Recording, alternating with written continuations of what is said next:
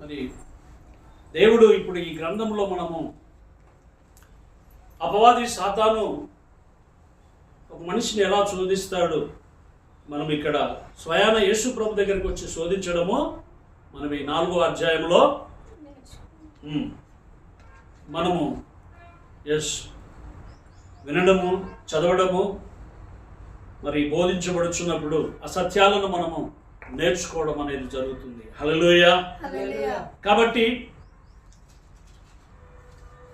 సాక్షాత్తు దేవుడే సృష్టికర్తనే యేసు ప్రభునే సాతాను మనిషిగా వచ్చినందువలన శరీరముతోటి ఆయననే వదిలిపెట్టలేదు. హల్లెలూయా.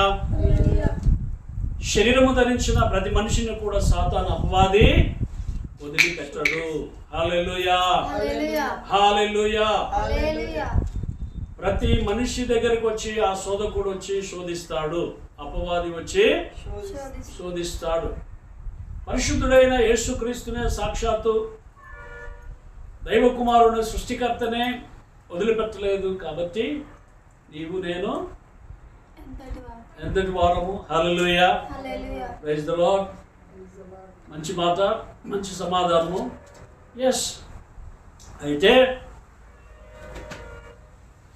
మరి మనము పరిశుద్ధతలో జీవించాలంటే, పాపనైత్యంలో నుంచి మనం విడుదల పొందాలి అంటే క్రీస్తు ప్రభు యేసు మనకు బోధించేటువంటి బోధనలను, సత్యములను వైపు ఆ వంకకు మనము, అనగా దేవుని యొక్క జ్ఞానమును మనము తెలుసుకోవాలి. దేవుని యొక్క బోధలు, సత్యములు మనము తెలుసుకోవాలి. దేవుడు ఎవరు అనేటువంటి యొక్క ఆ సత్యమును దేవుడు మనకు పరిశుద్ధ గ్రంథములో నుండి మనకు నేర్పిస్తున్నాడు, తెలియపరుస్తున్నాడు. కీర్తన 51:6 మనం చూసినట్లయితే, కీర్తన గ్రంథం 51:6, 51వ కీర్తన 6వ వచనం.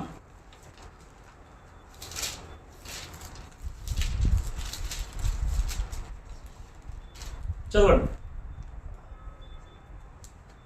చదవండి. ఎవరు తీస్తే వాళ్ళు చదవండి, స్పష్టంగా చదవండి. నీవు అంతరంగములో సత్యము కోరుచున్నావు, ఆంతర్యములో నాకు జ్ఞానము తెలియజేయుదువు. ఆంతర్యములో నాకు జ్ఞానము